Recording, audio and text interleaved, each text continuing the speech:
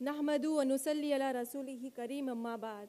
अस्सलामु अलैकुम व रहमतुल्लाहि बरकातुहू। बड़ौदा के बड़े दिल वालों लोगों और यहाँ पे बैठे हुए चीफ गेस्ट, मैं डॉक्टर रोशन शेख मुंबई से आई हूँ। मैं बहुत ज़्यादा शुक्रगुजार हूँ सबसे पहले उस पाक ज़ात की कि जिसने मुझे इस मकाम पर खड़ा किया कि मैं आप लोगों से गुफ्तगू कर सकूं। उसी की रहमतों की हर घड़ी कायल रही हूँ मैं, उसी की रहमतों की हर घड़ी कायल रही हूँ मैं कि जिसकी ज़ात ने बख्शी है ये गहराइयाँ मुझको। मैं बहुत छोटा सा अपना तारुफ दूंगी, जैसे कि सर ने नहीं बताया मेरे बारे में। मैं डॉक्टर रोशन शेख 2008 में मैंने अपना एसएससी कंप्लीट किया 92% से, और मेरा बचपन का दीरीने ख्वाब था कि मैं डॉक्टर बनकर लोगों की खिदमत करूं। मेरा जो फाइनेंशियली बैकग्राउंड था, मेरे अब्बू सब्ज़ी तरकारी बेचते हैं और मैं काफ़ी मिडिल क्लास फैमिली से बिलोंग करती हूं। तो वहाँ से एक ख्वाब था मेरा कि मुझे डॉक्टर बनना है और डॉक्टर बनकर लोगों की खिदमत करना है और फैमिली को सपोर्ट करना है। 2008 जब मैंने अपना एसएससी कंप्लीट किया, मैंने 11th स्टैंडर्ड में एडमिशन लिया। आफ्टर टेकिंग एडमिशन मेरा फर्स्ट ट्राइमेस्टर था, फर्स्ट सेमेस्टर एग्ज़ाम था मेरा, और उस वक्त मैं अपने घर से कॉलेज रोज़ाना मुंबई लोकल ट्रेन से ट्रैवल करती थी। आप में से काफ़ी लोगों को पता होगा मुंबई की लोकल ट्रेन्स काफ़ी ओवर क्राउडेड होती हैं ड्यूरिंग रश आवर। 7 अक्टूबर 2008 ये दिन था जो मेरे लिए नॉर्मल था सुबह से, लेकिन जब मैंने ट्रेन अपने कॉलेज से घर के लिए ली, उस वक्त एक लम्हा आया मेरी ज़िंदगी में कि मैं चलती हुई ट्रेन से नीचे गिर गई। और उस चलती हुई ट्रेन में एक लम्हे में मैं बस अपनी सीट से उठकर डोर तक आई, बिकॉज नेक्स्ट स्टेशन मेरा था। और उसी एक लम्हे में, दूसरे लम्हे में मैंने अपने आप को देखा कि जिस ट्रेन में मैं सवार थी वही ट्रेन मेरे आँखों के ऊपर से इतनी नज़दीके से बहुत तेज़ी से जा रही है। मैंने सोचा नहीं, मैं ख्वाब देख रही हूँ, ये मेरे साथ नहीं हो सकता है। लेकिन वो पूरी ट्रेन, मैं पहले कोच में सवार थी, पूरे 12 डब्बे की ट्रेन मेरे दोनों पैरों को कुचलते हुए चली गई और काफ़ी दूर जाकर रुकी। और मुझे एहसास हुआ कि नहीं, मेरे दोनों पैर कट चुके हैं और वो दोनों पैर उस ट्रेन की चलते हुए टायर्स में कुचले गए। उस वक्त अल्लाह का लाख लाख शुक्र है कि मैं कॉन्शियस थी। मेरे पास सेल फ़ोन नहीं था, मैंने अपने घर वालों को इन्फॉर्म करना था कि मैं इस हालत में पड़ी हूँ विथ हैवी ब्लीड। और उस वक्त मुझे अंदाज़ा हो गया था कि मेरा जो राइट लेग है वो अबाउ नहीं कट चुका है और लेफ़्ट लेग भी कट चुका है। तो उस वक्त मैं तकरीबन आधे घंटे रेलवे ट्रैक पर पड़ी रही ब्लीडिंग के साथ में। किसी ने मेरी हेल्प नहीं की क्योंकि लोगों को पुलिस का डर था। आधे घंटे बाद मुझे रेलवे हेल्प मिलती है, मुझे गवर्नमेंट हॉस्पिटल लेकर जाया जाता है। और जिस गवर्नमेंट हॉस्पिटल में मुझे एडमिट किया जाता है, वहाँ भी अल्लाह की एक मसलियत होती है कि वहाँ पे ऑपरेशन स्ट्राइक होता है और मुझे ट्रीटमेंट नहीं मिलता। सुबह एक्सीडेंट होता है मेरा और शाम तक मैं उसी हालत में पड़ी रहती हूँ विथ सुपरफिशियल ड्रेसिंग बस। और फिर शाम में जब मेरे घर वाले मुझे प्राइवेट हॉस्पिटल शिफ्ट करते हैं, वहाँ मुझे इलाज मिलता है। और वहाँ मुझे एक बहुत अल्लाह के नेक बंदे मिलते हैं, डॉक्टर संजय कंथारिया। उन्होंने मेरा इलाज किया और मैं तकरीबन 2 महीने एडमिट रही। उस 2 महीने में आप सोचिए 16 साल की बच्ची जिसका एक लम्हे में दोनों पैर छिन गए हों, उसके जहन पर क्या बीत रही होगी। और जो लोग इयादत को आते थे वो हमदर्दी के लपेटे में कुछ ऐसे अल्फाज बोलते थे मुझे जो मेरे दिल को छलनी कर देते थे कि मुस्लिम समाज से ताल्लुक़ रखती है, 16 साल की बच्ची है, 2 पैर कट गए हैं, सारी ज़िंदगी माँ बाप के ऊपर बोझ बनकर रहेगी। ये जो अल्फाज थे मेरे जहन पे आज भी गूंजते हैं कि मैं सारी ज़िंदगी माँ बाप के ऊपर बोझ बन के रहूँगी, मेरा कुछ नहीं हो सकता, मुझे दूसरी ज़िंदगी क्यों अता की अल्लाह ने। वो जो 2 महीने थे मेरे दर्द में, दर्द की शिद्दत से पूरा हॉस्पिटल गूंजता था।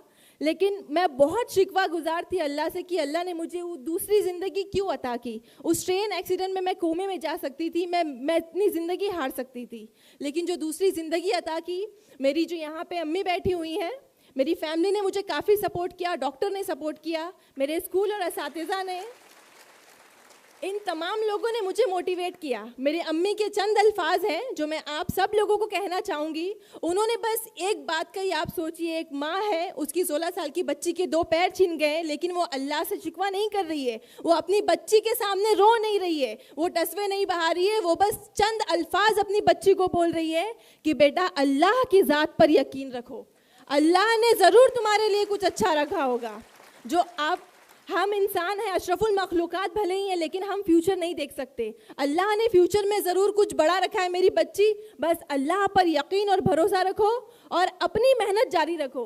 अल्लाह ने आपको डिसेबल किया है, लेकिन इतना नहीं किया कि आप मेंटली डिसेबल नहीं हुई हो। आपके पास दिमाग है, जहन है, आप उसको यूज़ करो, इंशाअल्लाह आप बहुत कामयाबी पाओगी। बस ये अल्फाज थे मेरी अम्मी के, जिन्हें मैंने दुपट्टे में बांधा और बस मेहनत पे लग गई। और मेरे जो डॉक्टर हैं उन्होंने मुझे नई उम्मीद दिलाई, बेटा तेरे 2 पैर गए, लेकिन इंशाल्लाह एक दिन तू इस तरह चलेगी कि लोग तुझे देख के ताजुब करेंगे कि तेरे 2 पैर नहीं गए हैं, तू एकदम नॉर्मल है। और अल्हम्दुलिल्लाह से मैंने वो सफ़र शुरू किया अपनी कोशिश का, अल्लाह की ज़ात पर यकीन का, और अल्हम्दुलिल्लाह मैंने 11th क्लास क्लियर किया व्हीलचेयर पे, 1275 से क्लियर किया, और CET एग्ज़ाम अपना क्लियर किया, 3rd rank all over Maharashtra in PH category. वो दिन बहुत ही खुशियों का दिन था मेरे लिए, क्योंकि मेरा दीना ख्वाब पूरे होना जा रहा था, बस एक कदम दूर थी मैं। लेकिन वहाँ भी एक आजमाइश आई कि एक क्राइटेरिया है इन मेडिकल एसोसिएशन की, आप 40 to 70% डिसेबल हो तो ही आप मेडिकल के लिए अहल हो। मैं 89% डिसेबल हूँ, बिकॉज मेरे दोनों लोअर लिमिटेड हूँ, तो इसलिए मैं 89% डिसेबल हूँ। मोर देन 70% डिसेबल होने की वजह से मुझे मेडिकल में एडमिशन डिनाई किया गया। ये 2011 की बात है, और 2011 में मुझे डॉक्टर संजय कंथारिया ने एक नई राह दिखाई कि बेटा आपके पास आखिरी राह है, आप बॉम्बे हाई कोर्ट जाओ।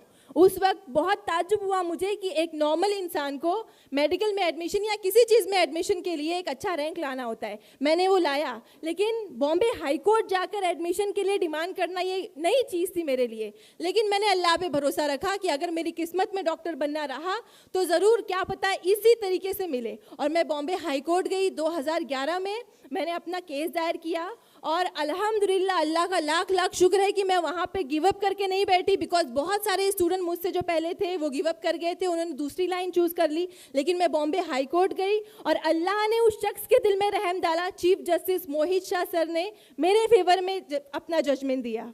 और 2011 में इन 2011 आई गॉट एडमिशन। जो मेरी अम्मी कहा करती कि तुम्हें बहुत अच्छा रखा है तुम्हारे लिए, वो सच हुआ। मुझे टॉप मोस्ट कॉलेज से GS medical college in KM hospital में एडमिशन मिला 2011 में।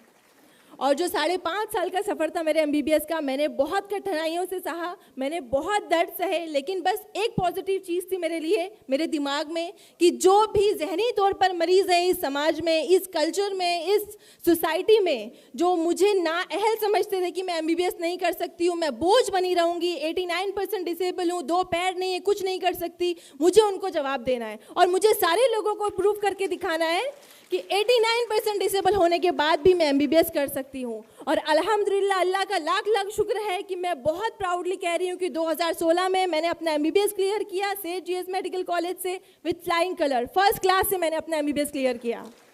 और जिस वक्त मैंने अपना MBBS क्लियर किया, सारे लोगों को बहुत ही खामोशी से मैंने जवाब दे दिया, और काफ़ी उस बात की काफ़ी चर्चा हुई, मुझे काफ़ी नेशनल अवार्ड मिले अल्हम्दुलिल्लाह। और तब मैंने सोचा कि मेरी ये जर्नी यहाँ तक नहीं रहनी चाहिए, मुझे सिर्फ MBBS तक नहीं प्रूव करना है, मुझे लोगों को ये भी दिखाना है कि मैं highest degree in medicine, doctor of medicine जो होती है वो मैं अचीव करूँ। और उसके लिए मैंने अगेन नीट की प्रिपरेशन की। मैंने नीट में again 3rd rank in all over Maharashtra in PH quota clear किया, और उसके बाद MBBS क्लियर किया मैंने, 3rd रैंक नीट में लिया, नीट PG। लेकिन उसके बाद भी मुझे एडमिशन में डिनाई मिला, सेम क्राइटेरिया कि हम अगेंस्ट लॉ नहीं जा सकते, 40-70 क्राइटेरिया है, आप 89% डिसेबल हो, आपने 1st क्लास से MBBS क्लियर किया है, तो भी हम आपको एडमिशन नहीं दे सकते, PG में आपको एडमिशन नहीं मिल सकता। और बस 2 दिन रह गए थे ऑनलाइन फॉर्म फिलिंग में। उस वक्त मेरा दिमाग काम नहीं कर रहा था, मैं किसके लिए पास जाऊं मदद के लिए, बिकॉज हाई कोर्ट में कम से कम 1 महीना लगता जजमेंट आने। तो उस वक्त अल्लाह ने, वो एक बात कहते हैं कि अगर अल्लाह ने वो ले लिया जिसे खोने का तुम तसव्वुर भी नहीं कर सकते, तो यकीनन वो कुछ ऐसा भी देगा जिसे पाने का तुमने सोचा भी नहीं होगा। तो बस एक गैबी मदद आई मेरे पास जो मैंने कभी सोचा भी नहीं था। मेंबर ऑफ पार्लियामेंट किरीट सुमैया मेरी हेल्प के लिए आए।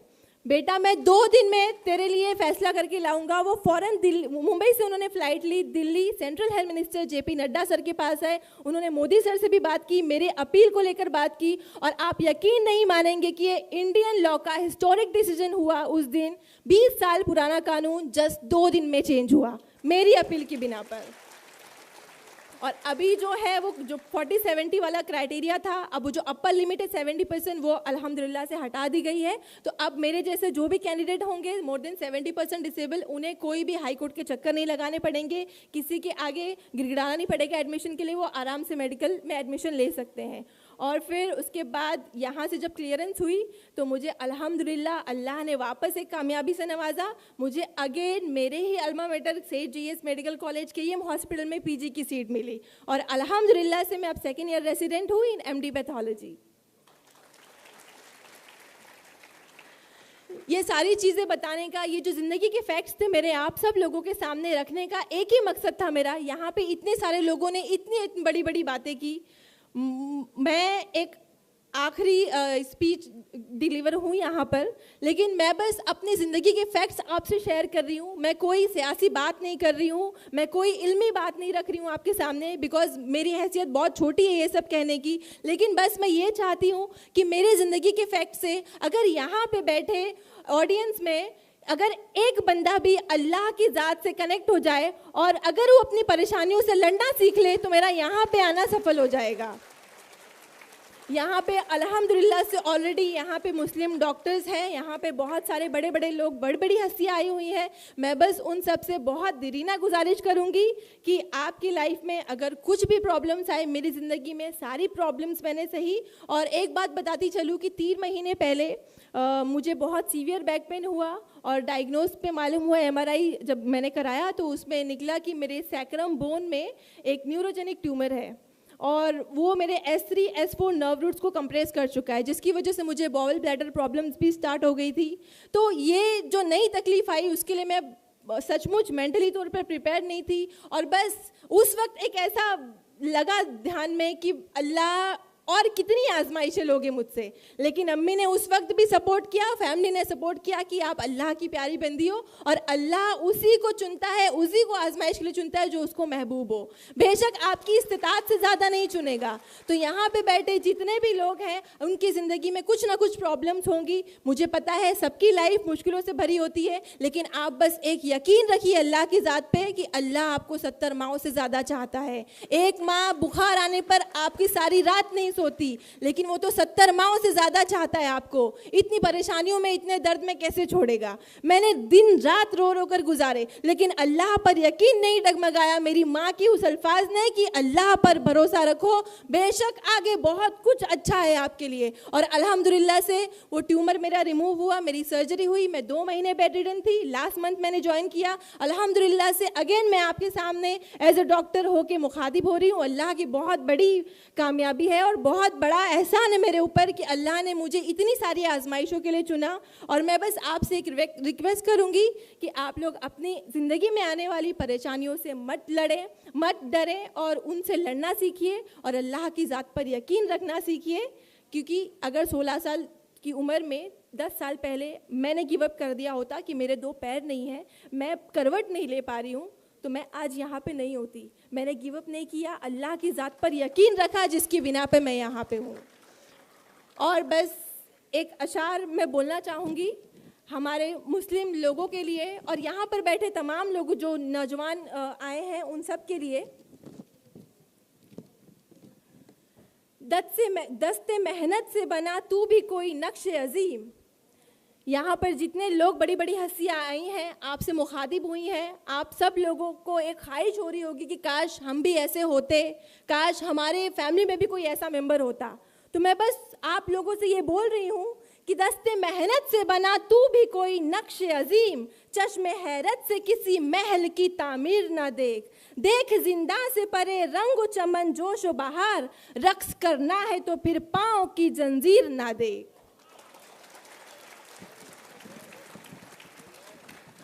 और यहाँ पे बहुत कम लेडीज़ दिख रही हैं, जैसे कि मुंबई में बहुत सारे फंक्शन में इक्वल जैसे कि मैम की ख्वाहिश थी कि 50-50% होनी चाहिए ऑडियंस। अल्हम्दुलिल्लाह मुंबई में तो होती है, लेकिन यहाँ पे काफ़ी कम है। लेकिन मैं उन तमाम जो मेरी बहनें आई हैं उन सबको एक कथा पेश करना चाहती हूँ कि आप लोग मजबूत रहिए, बिकॉज आपके बगैर ये जहाँ जितने भी मर्द बैठे हैं कुछ भी नहीं है। आपकी वजह से वो हैं, और आप अगर उनकी ज़िंदगी से निकल जाएं तो वो कुछ नहीं कर सकते, यकीन मानिए, क्योंकि ये शेर आपकी शख्सियत की अक्कासी कर रहा है। इंसान के किरदार की मेमार है औरत, इंसान के किरदार की मेमार है औरत, इखलास व मुरव्वत की तरहदार है औरत। ये माना रहम दिल है, नर्म खूं है, सनफ़े नाजुक है। ये माना रहम दिल है, नर्म खूं है, सनफ़े नाजुक है, मगर जब वक्त पड़ जाए तो एक तलवार है औरत। आखिर में बहुत तहे दिल से शुक्रिया ज़ुबैर सर का और मुस्लिम एसोसिएशन का कि उन्होंने मुझे इस काबिल समझा कि मेरी यहाँ हौसला अफजाई की। मैं बहुत ज़्यादा शुक्रगुजार हूँ अल्लाह ताला की और तमाम लोगों की। अस्सलाम वालेकुम व रहमतुल्लाहि व बरकातहू।